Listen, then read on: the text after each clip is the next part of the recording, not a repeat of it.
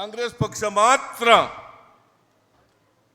ಈ ರಾಜ್ಯದಲ್ಲಿ, ಈ ರಾಷ್ಟ್ರದಲ್ಲಿ ಬಡವರ ಪರವಾಗಿ ಚಿಂತನೆ ಮಾಡ್ತಕ್ಕಂಥದ್ದು, ಬಡವರ ಪರವಾಗಿ ಕಾರ್ಯಕ್ರಮಗಳನ್ನು ರೂಪಿಸಿ ನುಡಿದಂತೆ ನಡೀತಕ್ಕಂಥ ಪಕ್ಷ ಕಾಂಗ್ರೆಸ್ ಪಕ್ಷ ಅಂತಕ್ಕಂಥದ್ದನ್ನು ತಮಗೆ ತಿಳಿಸಲಿಕ್ಕೆ ಬಯಸ್ತಾ ಇದ್ದೇನೆ. ಅದನ್ನು ರಾಜೀವ್ ಅವರೇ ಹೇಳಿದ್ದಾರೆ. ಹಾಗಾಗಿ ನನಗೆ ಸಂತೋಷ ಆಗ್ತಾ ಇದೆ.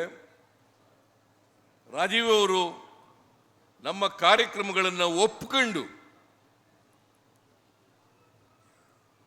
ಇವತ್ತು ನಮ್ಮ ಪಕ್ಷಕ್ಕೆ ಬರ್ತಾ ಇರೋದು ಬಹಳ ಒಳ್ಳೆ ಬೆಳವಣಿಗೆ ಅಂತಕ್ಕಂಥ ಮಾತುಗಳನ್ನು ಹೇಳಲಿಕ್ಕೆ ಬಯಸ್ತಾ ಇದ್ದೇನೆ.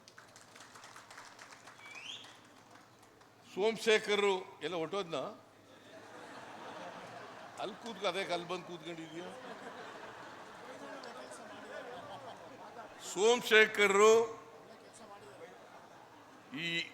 ಈ ಕ್ಷೇತ್ರದಲ್ಲಿ 2 ಸಾರಿ MLA ಆಗಿದ್ದವರು, 2 ಸಾರಿ MLA ಆಗಿದ್ದವರು.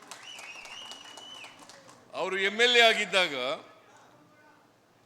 ಬಡವರ ಪರವಾಗಿ, ಸಾಮಾನ್ಯ ಜನರ ಪರವಾಗಿ, ಜಾತ್ಯತೀತವಾಗಿ ಎಲ್ಲ ಜನರ ವಿಶ್ವಾಸವನ್ನು ಗಳಿಸ್ತಕ್ಕಂಥ ಪ್ರಯತ್ನವನ್ನು ಮಾಡಿದ್ದಾರೆ.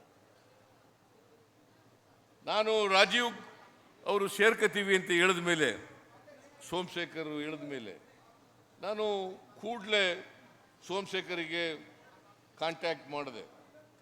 ಏನಪ್ಪ ರಾಜೀವ್ ಅವರು ಸೇರ್ಕೊತಾ ಇದ್ದಾರೆ, ನಿನ್ನ ಅಭಿಪ್ರಾಯ ಏನು ಅಂತೇಳಿ ಕೇಳಿದೆ ನಾನು.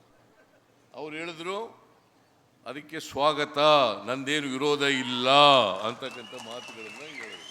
ಏನಪ್ಪ ವಿರೋಧ ಇದೆಯಾ ನಿಂದು?